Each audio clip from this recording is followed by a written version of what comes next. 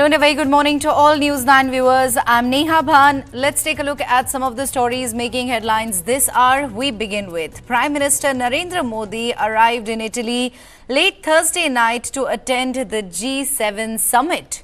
Now, India has been invited as an outreach country. Upon his arrival, Prime Minister Modi was welcomed by Indian Ambassador to Italy, Vani Rao, and other officials. Now, this marks Prime Minister Modi's first foreign visit after assuming office for the third consecutive term. Randir Jaiswal, the official spokesperson of the Ministry of External Affairs, confirmed Modi's arrival in a post on X, formerly Twitter. He shared that the visit includes participation in the G7 outreach session and important talks with the global leaders.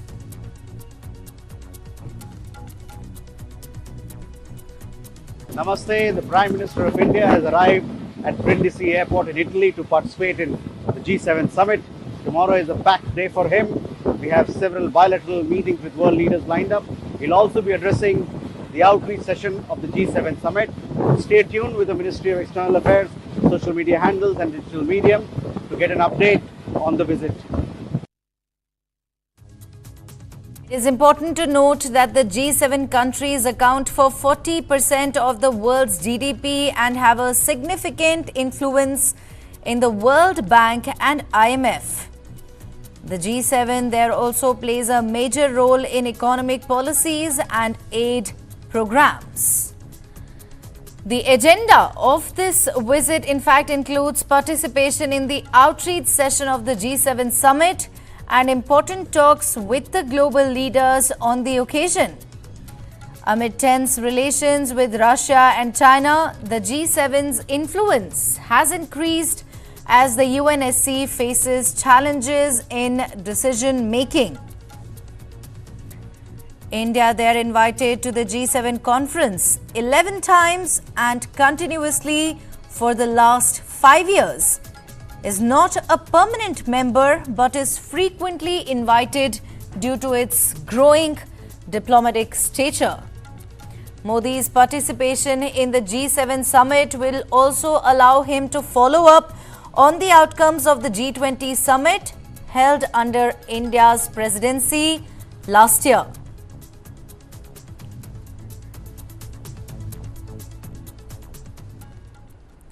US President Joe Biden signed a new security agreement with Ukraine on Thursday to pledge America's long-term support to the country during his meeting with leaders of the Group of 7 democracies in Italy. More in this report.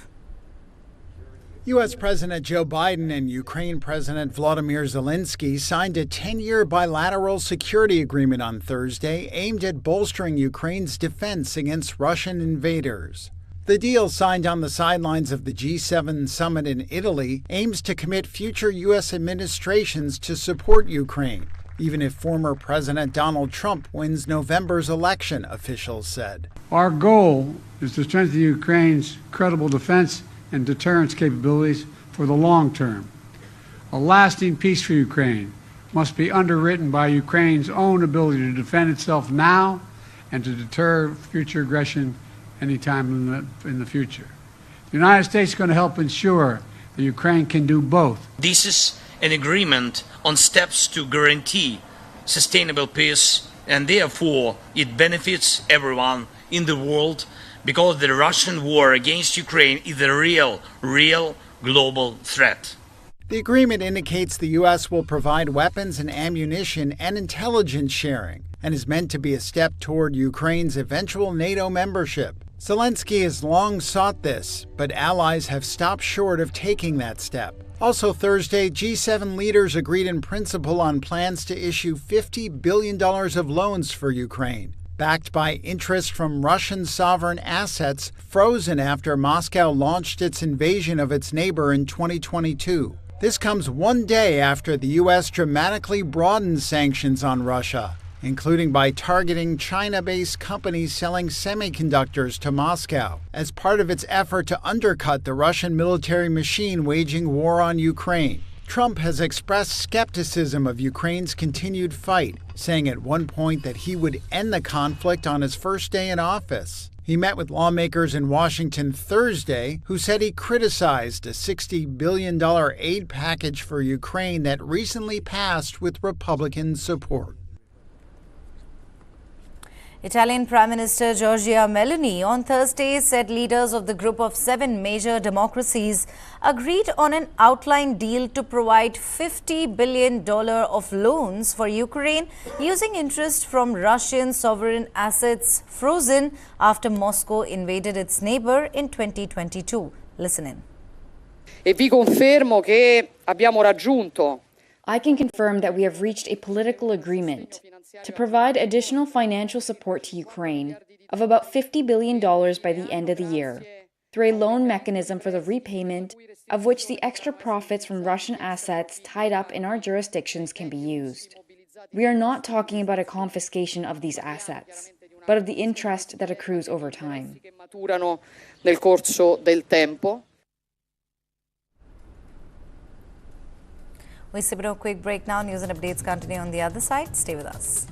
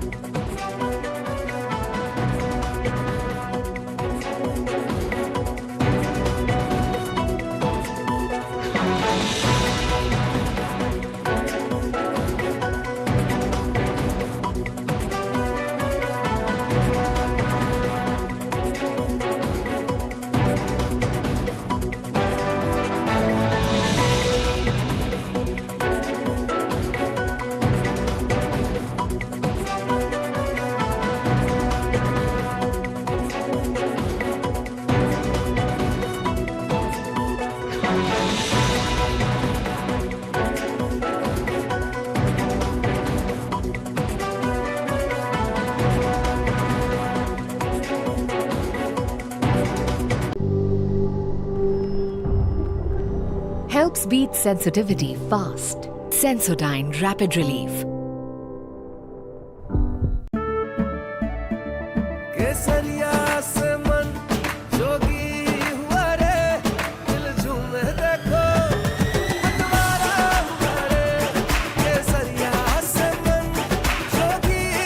हर पल मनाओ केसरी त्योहार। विमल बोलो जुबान Kesari. 20,000 people dead and counting. What's happening in the United States of America is unprecedented. You will have to pay for this.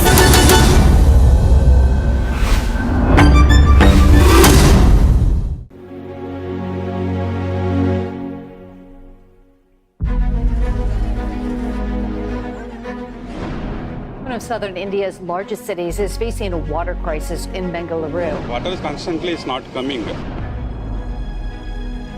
From the past 2 months, we are not having some water also.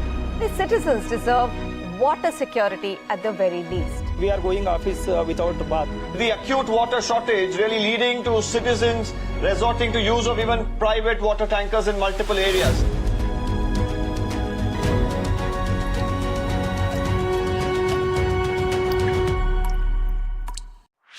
This and more. Streaming on News9 Plus. News is now content. Subscribe and get free vouchers.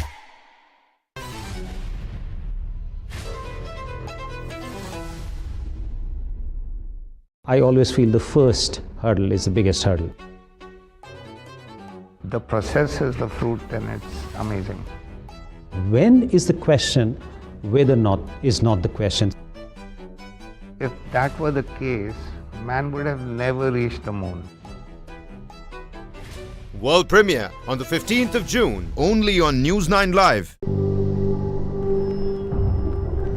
Helps beat sensitivity fast. Sensodyne Rapid Relief.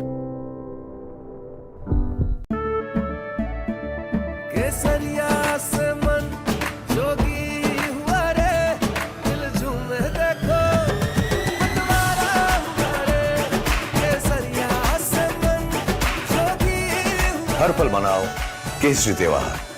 विमल, बोलो जुबान Kesari.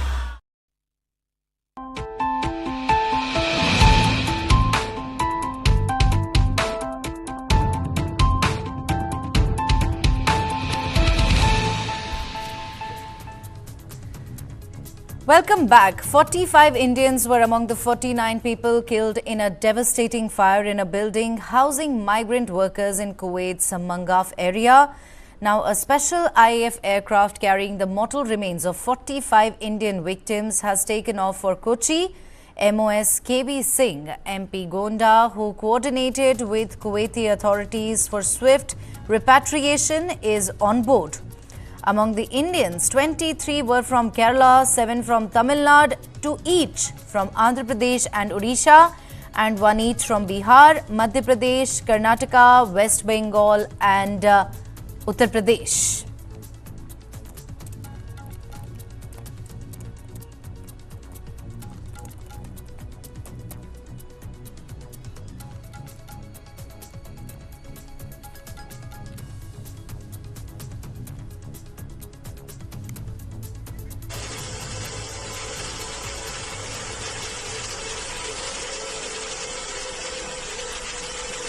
Embassy has declared 23 deaths. I'm talking about Keralites. So 23 deaths are officially declared. Total is 45. Total death toll is 45 officially declared as per the officially declared list. And 23 are from Kerala. And every arrangement is made. And I am going to Kuwait as per the instruction of Honorable CM and as per the decision of the Cabinet representing Government of Kerala.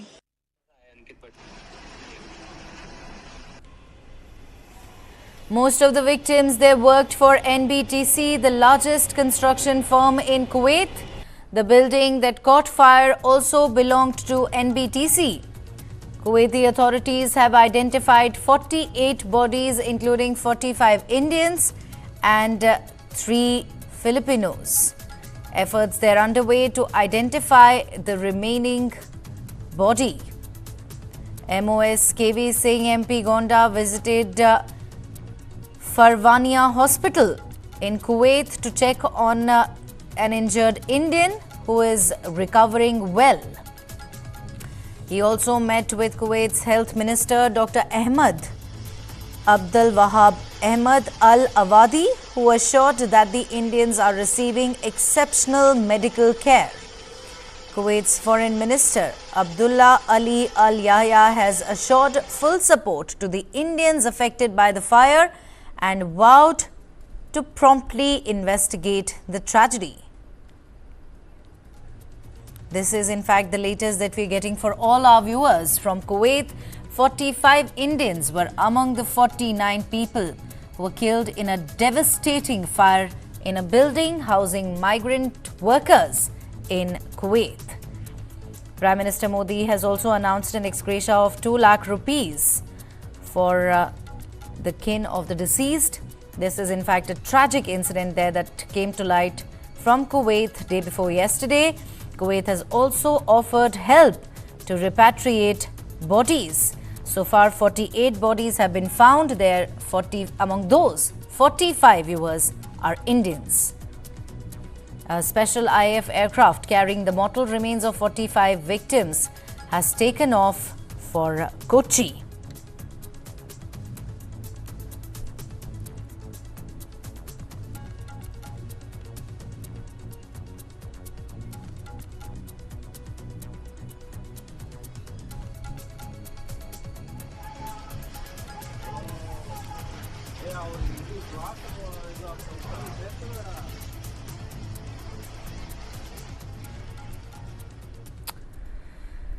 Now, each passing day has brought to light a new concern and a consequent petition to light within the NEET 2024 controversy. In the latest turn of events, the SC is to hear another petition today that demands a CBI inquiry into the entire matter and alleges paper leak along with large-scale fraud. The petition has been filed by Hiten Singh Kashyap. There is also a demand that has been raised to transfer the petitions filed regarding NEET in various high courts to the Supreme Court. Now let's take a quick look at what the other petitions were demanding and the range of issues flagged off so far. Paper leak was one of the first issues raised after the NEET exam was held on the 5th of May.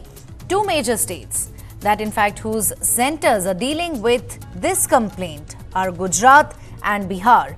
The SC has already heard a petition over this on the 11th of June and has scheduled the next hearing over the matter on the 8th of July. The other major concern raised was against grace and compensatory marks having been awarded, leading to students score as high as 718, 719, viewers 720 in the competitive exam. The SC heard a petition on the 13th of June over the issue and has asked for the scorecards of 1563 students to be cancelled and those awarded grace marks to be given the option of a retest again. Besides these, issues of OMR sheet, glitches, exam center manipulation, incorrect question, papers having been distributed in a center in Rajasthan, preponement of result declaration and claims of incorrect results have also come to the fore. While the NTA has denied all of these charges pressed against them via a list of FAQs released by them, the SC has asked for an official statement from the NTA answering why the sanctity of these exams were violated. Moreover, a committee has also been launched to probe the complaints raised. Meanwhile, Education Minister Dharmendra Pradhan has also declared that the guilty shall be punished. Listen in. दुर्भाग्य से इस बार NEET की 2 question sets होता है,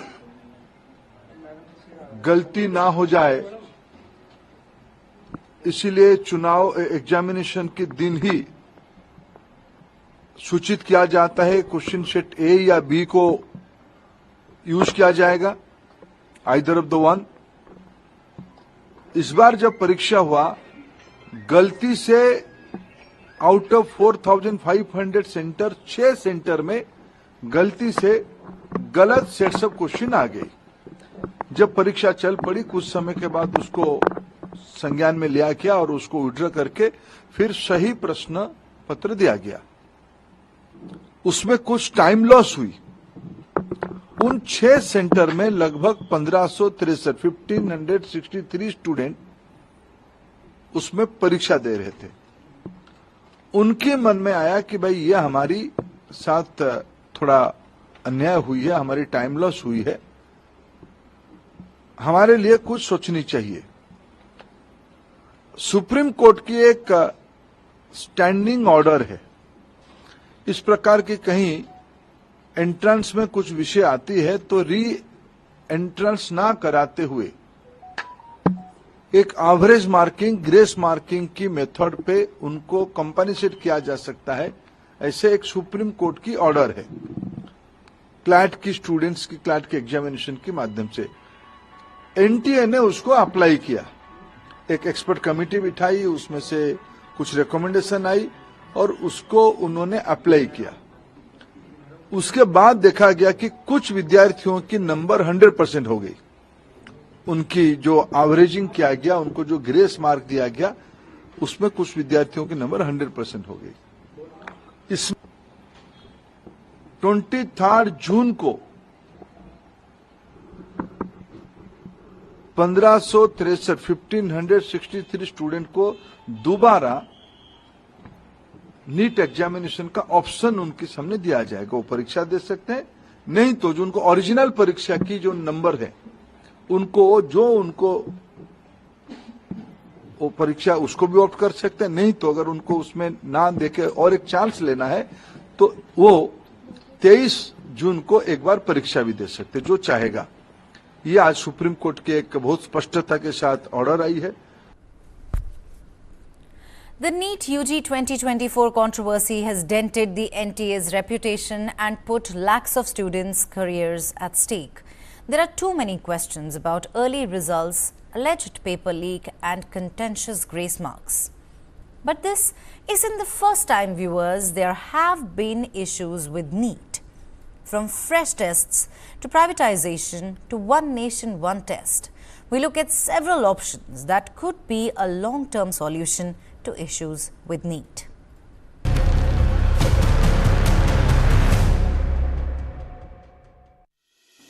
The NEET mess just keeps getting messier. With the issue in the Supreme Court, the mark sheets of 1563 candidates who received grace marks have been cancelled by the government. These students will now get an option to take a retest. But this seems like a temporary fix. After all, this isn't the first time that the National Testing Authority is under scrutiny regarding the NEET. From cheating and late results to question paper and OMR sheet glitches, there have been many instances and many questions over the years. Is there a permanent solution to the NEET controversy? News9 Plus decodes. The NTA is responsible for several top exams in the country, including the CUET, the JEE Main, the UGC NET, etc. Official figures of total students tested by NTA was 10 million. So it's possible that the agency is overworked. But is the NTA handling the latest controversy well?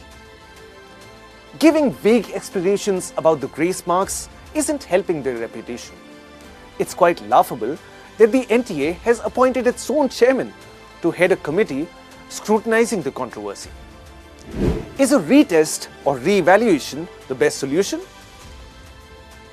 If the process of re-evaluation is crystal clear, then it can solve the problem to a certain extent.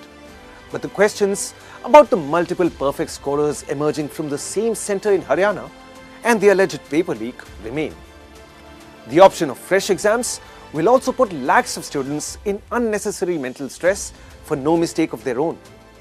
According to experts, the best possible solution is to find out if the students at the centre opted for shortcuts and to disqualify them. Can privatization of exams help? Privatization could burn a hole in the pockets of students. For example, the current exam fee for a general candidate is Rs 1700.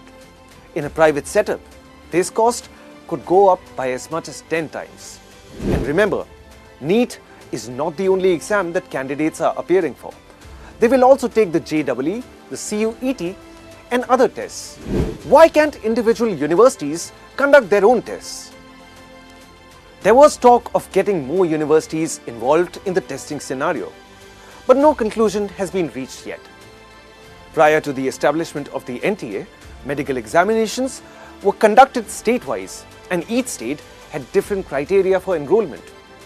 Conducting their own examinations will allow universities to have better controls against cheating.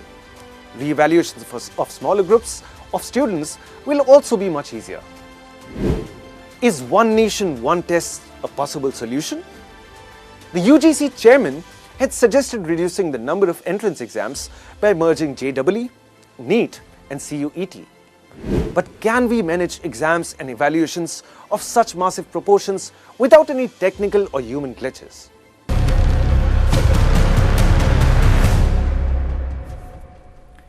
We step in a quick break now. News and updates continue on the other side. Stay with us.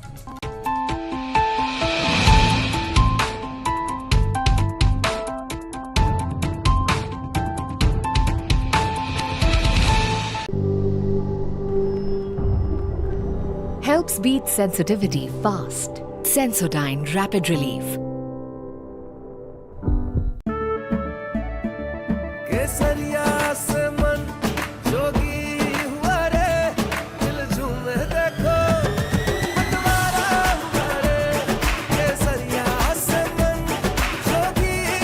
हर पल मनाओ केसरी त्योहार। विमल, बोलो जुबान Kesari. For the very first time in our investigation, we unmasked the killer of Ravindra Matre. In 5G, we have to stand with the world, and in 6G, we have to lead the world. Winning a Grammy was an absolutely surreal experience.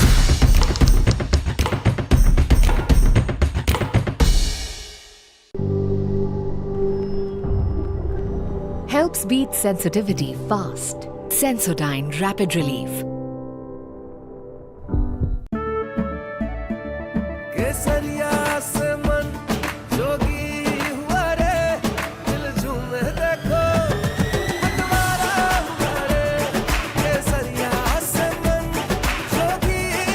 हर पल मनाओ केसरी त्योहार। विमल, बोलो जुबान Kesari. 20,000 people dead and counting. What's happening in the United States of America is unprecedented. You will have to pay for this.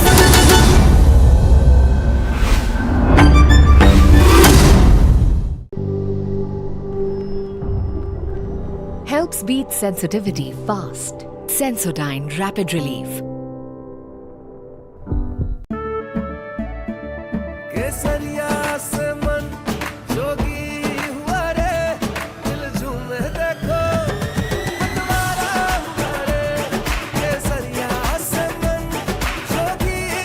हर पल मनाओ केसरी त्योहार। विमल, बोलो जुबान Kesari. Why is the state not looking at putting an embargo on that? As a Telangana person, I will not accept. How do ordinary folks deal with this?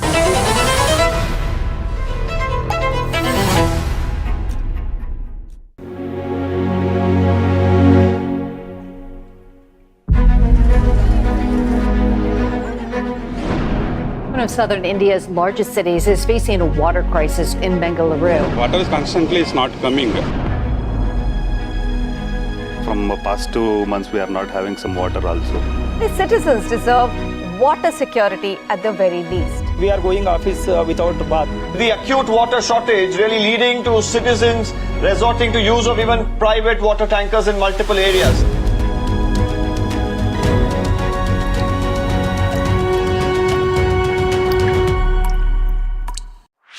This and more. Streaming on News9 plus news is now content. Subscribe and get free vouchers. जानना है तो देखिए, समझना है तो सुनिए,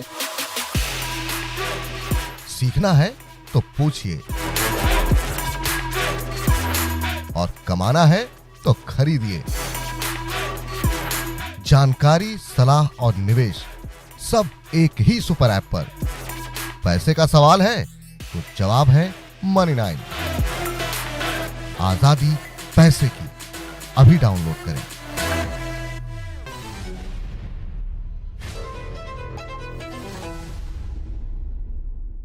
I always feel the first hurdle is the biggest hurdle. The process is the fruit, then it's amazing.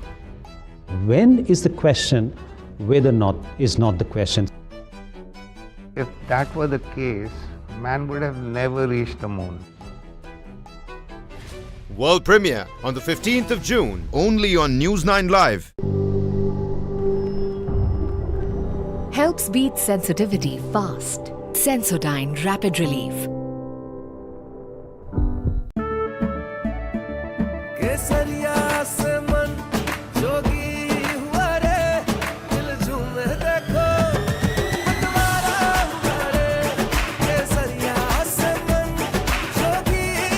हर पल मनाओ केसरी त्योहार।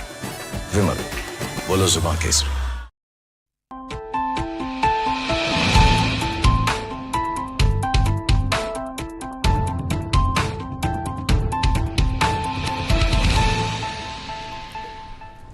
Welcome back. Days after the criticism from Mohan Bhagwat, another top RSS functionary has commented on the recent election results.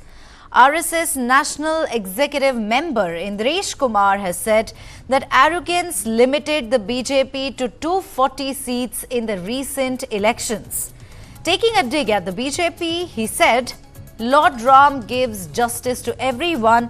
It was in fact the arrogance that prevented the party from achieving its full potential. Indresh Kumar highlighted that those who initially showed devotion to Ram but later became arrogant were declared the largest party in the 2024 Lok Sabha elections but did not receive the full mandate they expected due to their hubris. Take a listen. अभी इस 2024 में भी राम राज्य का विधान देखिए, लोकतंत्र के परम में कैसा है। जिन्होंने राम की भक्ति की पर धीरे धीरे अहंकार आ गया, उस पार्टी को सबसे बड़ी पार्टी घोषित कर दिया और उसका और जो पूरा उसको मत मिलना चाहिए, जो शक्ति मिलनी चाहिए, वो भगवान ने अहंकार के कारण बोला। जिन्होंने राम का विरोध किया उनमें से किसी को भी शक्ति नहीं दी, सब मिलकर भी नंबर 1 नहीं बने, नंबर 2 पर खड़े कर दिए। इसलिए प्रभु का न्याय बड़ा विचित्र नहीं है, बड़ा सत्य है, बड़ा आनंददायक है। इसलिए जिस पार्टी ने भक्ति की, अहंकार आया, उसको 241 पर रोक दिया, पर सबसे बड़ी बना दी। जिनके अंदर राम की अनास्था थी, अश्रद्धा थी, और उनको सबको मिलकर 234 पर रोक दिया। कहा तुम्हारी अनास्था का यही दंड तुम्हें है कि तुम सफल नहीं हो सकते। इसलिए जो राम की भक्ति करे तो निरअहकार करे, और जो राम का विरोध करे उसका अकल्याण अपने आप है, प्रभु नहीं बिगाड़ दिया। इसलिए लल्लू सिंह उसने जनता के ऊपर जुल्म किए थे, राम जी ने कहा थोड़ी देर 5 साल विश्राम कर ले, अगली बार देख लेंगे तेरा भी क्या करना।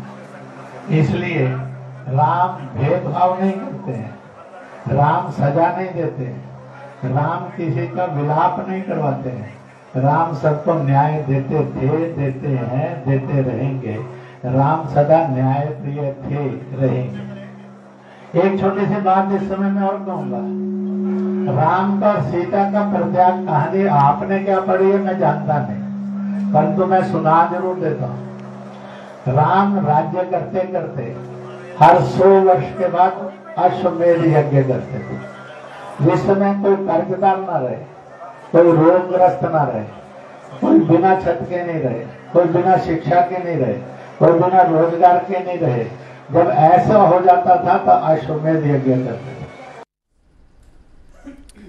Let's go across to my colleague Kiran Tare, who joins us live on more on this. Kiran, a very good morning to you. RSS's Indresh Kumar, they're in fact saying BJP suffered due to its arrogance. It was in fact the arrogance that limited the BJP to 240 seats. That's a big statement. How do you see this? Good morning, Neha. And we must tell the viewers who is saying this. I mean, always in our profession, it's very important that whom we are quoting. Indresh Kumar is a person who is known as one of the stalwarts in RSS. Indresh Kumar was the person who created a ground for the RSS in Jammu and Kashmir, and he was one of the top functionaries of the organization. So when Indresh Kumar is saying that the party who was devoted to Lord Shri Ram, but it had become arrogant, and Lord Ram had given a justice to everyone, and I'm happy with that justice. So it's a big statement. It's a big statement in a way, saying that the BJP workers, the BJP leaders should not take anything for granted. And there is a feeling in the RSS workers across India that the BJP workers did not consider the RSS as their guiding force in this particular election. They did not go to the RSS workers, RSS officials, seeking their advice or seeking their guidance, seeking their help for the campaign. This kind of feeling is there, and that is why the RSS is not sparing any opportunity to pinpoint what has gone wrong with the BJP. This is very important, because earlier it was the thing that all those things, such things, the dissections of the election results or the poll analysis were used to be done in a closed door meetings. But now the RSS workers and the RSS officials have come up in public saying that the BJP has become arrogant, and that is why it has been punished by the voters. So in a way, they are giving a credit to the voters for bringing down, cut to the size, bringing the BJP cut to the size, and simultaneously, they are showing a signal that the BJP cannot work without the backing of RSS. What JP Nadda had said, that the BJP doesn't require the RSS backing anymore because BJP has become self-reliant. So this is a thing that the RSS is trying to send a signal that yes, even though you are believing that you have become self-reliant, you are not. You still need us, and you need us to win the elections. You need to reach us. You need us to reach to the people in a more effective way. This is the signal, and it has come from two top people. Earlier it was Mohanrao Bhagwat and now Indiresh Kumar. Two stalwarts of the RSS are saying the same thing. I think they are in synchronization with each other, and it's a clear-cut message to the BJP top leaders. Absolutely, Kiran. As you rightly mentioned, it was JP Nadda who said this, that, we are self-reliant now. But correct me if I am wrong, it was in fact Golwalkar Guruji, who had said a similar thing in the 1960s. And Mohan Bhagwat later reiterated it. He said if anyone achieves success in office situations, there are chances that he may become arrogant. This kind of tendency is not good for the country. Of course, Neha, this is a very interesting anecdote. I remember that Golwalkar Guruji had written an article in 1960s, and the article was dedicated to the Sangh founder, Dr. Keshav Bairam Hedgewar. And in that article, Guruji had said that any person, even though he is very competent, he is very efficient, very brilliant, and if he achieves success passing through very odd situations, there is a tendency that he becomes arrogant rather than confident. So this kind of arrogance is not good for the country, and Dr. Hedgewar was confident, he was not arrogant. That is what Golwalkar Guruji had tried to say. But this applies to the present situation as well.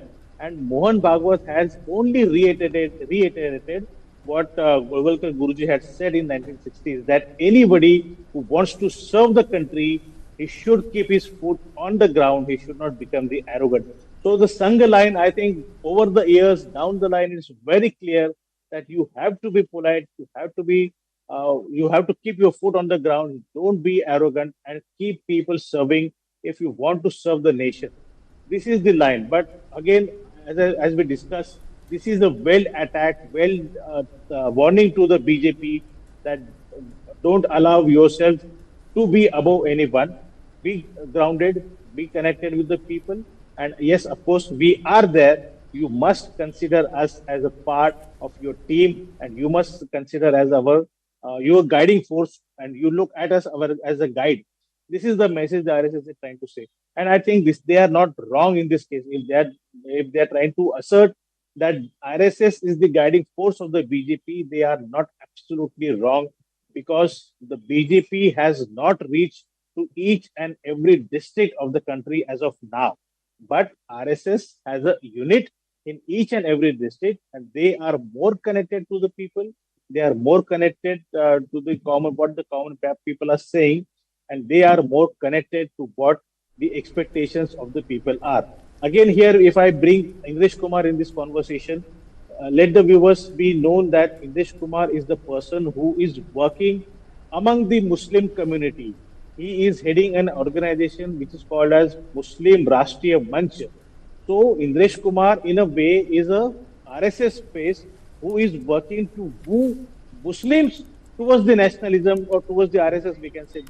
I can count lots of Muslim leaders who are connected with the RSS in a way, and Indiresh Kumar is the face who is trying to bring the Muslim community, connect the Muslim community with the RSS. So if Indiresh Kumar is saying something like that, the BJP leaders had become arrogant, I think he is also trying to mean that the BJP and the BJP leadership must consider the Muslims as well as their sympathizers, not as their enemies. That is also another meaning of what Indiresh Kumar is saying. Thank you very much, Kiran, for joining us on this broadcast with all of those insights. Moving on now, on Thursday, former Governor of Telangana and former Tamil Nadu BJP chief Tamilisai Soundararajan issued a clarification about her viral interaction with Union Home Minister Amit Shah during the swearing-in ceremony of Andhra Pradesh Chief Minister N. Chandrababu Naidu on Wednesday. Tamilisai said Amit Shah inquired about the post-poll follow-up work. Here goes her statement. Yesterday, as I met our Honorable Home Minister Shri Amit Shah ji in Andhra Pradesh for the first time after the 2024 elections, he called me to ask about post-poll follow-up and the challenges faced. As I was elaborating, due to paucity of time with utmost concern, he advised me to carry out the political and constituency work intensively, which was reassuring. This is to clarify all the unwarranted speculations around. Now, many have interpreted the video of Amit Shah's interaction with Tamilisai Soundararajan at Chandrababu Naidu's swearing-in ceremony as an admonishment for her recent comments to a YouTube channel regarding the party's performance in the Lok Sabha polls in Tamil Nadu.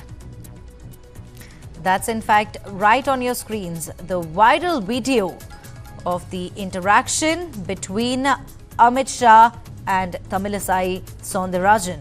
Amit Shah there visibly upset, speaking about something important to Tamilisai, and now she has come out and given a clarification on the same and said that in fact Amit Shah was inquiring about the post-poll follow-up work.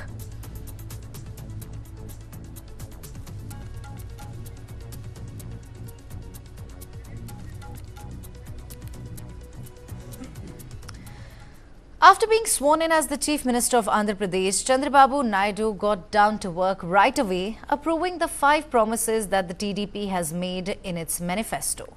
The 5 files are related to mega DSC notification, abolition of Andhra Pradesh Land Titling Act, and they're enhancing social security pensions to 4,000 from 3,000, conducting a skill census in the state, and reopening of the Anna canteens.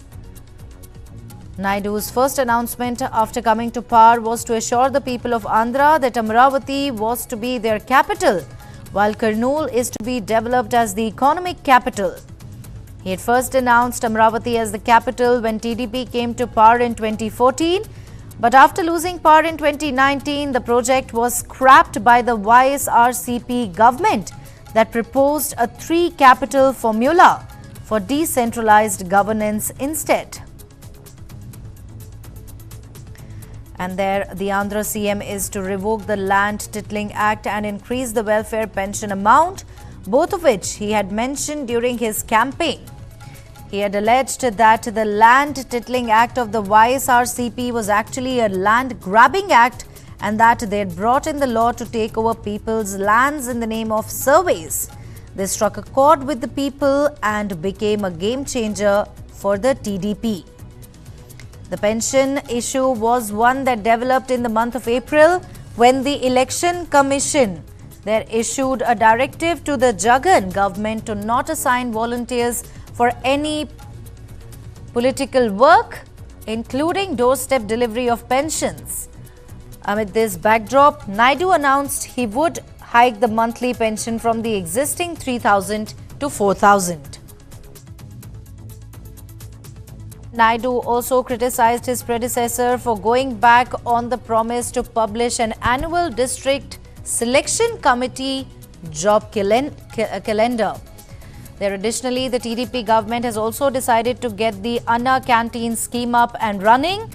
According to the TDP leaders, by bringing the scheme back to its glory, the government will ensure people are fed while also ensuring that NTR's legacy remains intact.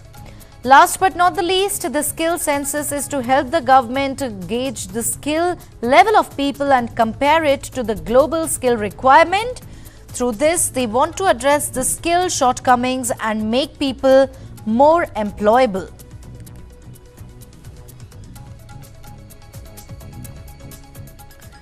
In a serious escalation of violence, the Jammu region has witnessed 4 terror attacks in less than 3 hours. The terrorists, in fact, have targeted districts including Katwa, Doda and Riyasi. Following reports of suspicious activities in the Saida Sukhal area of Katwa, the Jammu and Kashmir police along with paramilitary forces and the army have cordoned off the entire area. A search operation is currently underway to ensure no terrorists are hiding in the area. Simultaneously, efforts are ongoing in Doda district to locate and neutralize any terrorists believed to be hiding in the region. My colleague Ankit gets us the latest from the ground. इस समय मैं मौजूद हूँ कुठवा के हीरानगर के उसी गांव में जहां पर 2 दिन पहले ही आतंकियों का सफाया सुरक्षा बलों ने किया था। दरअसल कल एक इनपुट आता है, यहां के लोकल्स के मुताबिक यहां पे 2 संदिग्ध देखे जाते हैं, जिसके बाद सुरक्षा बलों ने एक बार फिर इस पूरे इलाके में कॉर्डन एंड सर्च ऑपरेशन चलाया है। और यहां पर आप देख सकते हैं कि जम्मू कश्मीर पुलिस के साथ साथ बीएसएफ और पैरामिलिट्री फोर्सेस जो है वो यहाँ पर तैनात की गई हैं और इस पॉइंट से आगे किसी को भी जाने की अनुमति नहीं है। कल रात से ही लगातार जम्मू कश्मीर पुलिस की तरफ से कॉर्डन एंड सर्च ऑपरेशन जो है वो चलाया जा रहा है और यहाँ पर आप तस्वीरों में देख सकते हैं कि किस तरीके से जवान जो है वो यहाँ पर अलर्ट है और ये आशंका जताई जा रही है कि शायद यहाँ पर 2 और संदिग्ध हो, क्योंकि लोकल्स की तरफ से पुलिस को ये इन्फॉर्मेशन दी गई है कि यहाँ पर 2 संदिग्ध देखे गए थे और उसके बाद एक बार फिर इसी पूरे गांव में कॉर्डन जो है वो पुलिस और जम्मू कश्मीर पुलिस की तरफ से लगाया गया है और यहाँ से आगे किसी को भी जाने की अनुमति नहीं है। वहीं आपको बता दें कि डोडा के अंदर भी लगातार आतंकियों और सुरक्षा बलों के बीच जो मुठभेड़ हुई थी, उसके बाद आतंकी जंगल के इलाके में भाग गए, जिसके लिए सुरक्षा बलों की तरफ से बड़े पैमाने पे कॉर्डन एंड सर्च ऑपरेशन चलाया जा रहा है। हालांकि डोडा पुलिस की तरफ से 4 संदिग्धों की जो फोटो है वो भी रिलीज की गई है और ऐसे में आज यहाँ पर एक बार फिर से कॉर्डन एंड सर्च ऑपरेशन चलाया गया है, ये देखने के लिए कि क्या वाकई यहाँ पर कोई संदिग्ध तो नहीं है, क्या वाकई यहाँ पर कोई आतंकी तो नहीं छुपा।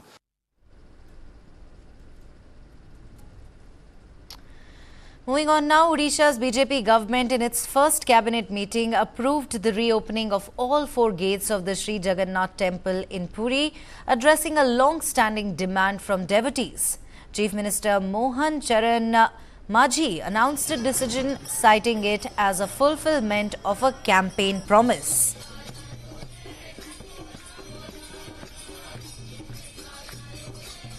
वो बंद था, इसलिए 4 द्वार को खुलने के लिए वो प्रस्ताव हमने रखे थे। प्रस्ताव भी पारित हुआ और प्रस्ताव के मुताबिक आज सुबह 6:30 बजे मंगल आरती जो शुरू होता है पूजा का, वो सब सारी मेरे साथ मेरे मंत्रिमंडल के सारी सदस्य, मेरे 2 उप मुख्यमंत्री दोनों हम आते हुए उसको प्रशासन के सबका उपस्थिति में, श्रद्धालु की उपस्थिति में, हमारा विधायक लोग और हमारा पुरी का सांसद सबका उपस्थिति में वो 4 द्वार खुला गया और श्रद्धालु के लिए उत्सर्ग किया गया। Additionally, a corpus fund of 500 crore was allocated for the temple's immediate needs. The government also pledged to increase the minimum support price for paddy to 3,100 per quintal and announced plans for a comprehensive agricultural policy. Samruddha Krushak Niti Yojana. Furthermore, the Subhadra Yojana aimed at women's empowerment will provide 50,000 cash vouchers to eligible women. Do remember, viewers, that it is being said that what caused BJD's fallout was its decision of closing the doors of the gates of Puri Jagannath, and now in the first cabinet meeting there the BJP has decided to reopen all 4 gates of the Sri Jagannath temple in Puri.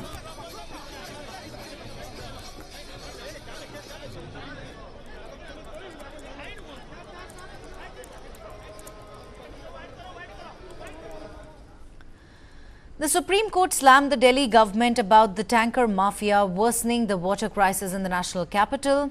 How bad is the problem? Why is the government having a tough time taking action? We tell you in detail.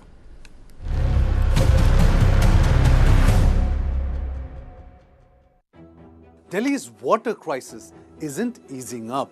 From heat wave and supply issues to wastage and blame game between authorities, there are a lot of questions about the water shortage. the role of tanker mafia in the crisis has also come to light, and the Supreme Court slammed the Delhi government about it. Supreme Court said that if the Delhi government can't deal with the tanker mafia, the court will ask the Delhi police to step in. Why is Delhi not acting against the water tanker mafia? News9 Plus decodes. Let's understand first the scope of the tanker mafia in Delhi. How bad is Delhi's tanker mafia problem? A recent expose revealed that the tanker mafia extracts water from illegal borewells. Such illegal borewells were found in the Yamuna Khadar area of Wazirabad. These illegal tankers, holding anything from 4,000 litres to about 12,000 litres, are being sold at about 3,000 rupees, profiting of the misery of the public. The Delhi government claims that the mafia is based on the Haryana side of the Yamuna river. Water is stolen from the Munna Canal, supplying water from Haryana to Delhi. Water Minister Atishi has said that the reduced number of Delhi Jal Board tankers deployed in Delhi enables the operation of illegal private tankers. According to reports, 1,323 DJB tankers were available in June 2023, while 881 in March and 1,211 this month. Atishi alleged that this fluctuation is due to the involvement of the tanker mafia. Why is the government having a tough time controlling the tanker mafia? The Delhi government claims that the water tanker mafia is entering Delhi from the Haryana side, so their hands are tied up due to jurisdiction issues. Atishi also alleged that senior DJB officials have links with the tanker mafia. What do authorities plan to do next? From replacing leaky pipes and faulty meters to disconnecting supply and action against wastage of water, the Delhi government is taking multiple steps to mitigate the escalating water crisis. But the eradication of the tanker mafia is critical for a long-term solution. After all, it's not just about theft. The illegal extraction of groundwater worsens the already low water levels in the city, creating an environmental crisis. Police patrolling has begun around Munna Canal to curb the theft of water. Delhi Water Minister Atishi has also demanded an inquiry into the alleged involvement of DJB officials with the mafia.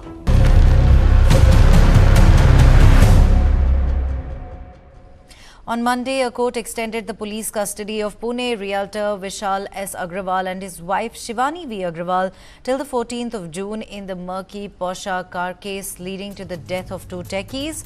The Agrawal couple was presented before the court for the case concerning the alleged destruction of evidence and swapping of blood samples of their 17-year-old son with his mother's, Shivani, only hours after the May 19th accident in the Kalyani Nagar area of the city. Both Vishal and his father, Surendra Kumar B. Agrawal, were nabbed for complicity in the case. Moreover, they have charges of abducting their driver and forcing him to own up responsibility for the car crash to protect the minor. On the other hand, Shivani, the mother, was arrested on the 1st of June for replacing her son's blood sample with her own sample. Remember, two doctors and the peon have already been arrested from the Sassoon hospital for complying with the blood swap. The police already recovered 3 lakh rupees from one of the arrested medicos, Dr. Srihar Halnor and a peon, Atul Ghatkamble. Additionally, another accused, Ashfaq, a conduit in the entire deal, was who brokered the deal between the accused doctors, who was also there presented before the same court and remanded to police custody till Friday. The latest, in fact, coming in is that their custody, Pune realtor Vishal S. Agrawal and his wife Shivani V. Agrawal's custody ends today. They were both arrested in connection with the murky Porsche car crash leading to the death of two techies. With that, it's a wrap on this edition of the Bulletin. Thank you very much for watching. News and updates continue on the other side. Stay with us.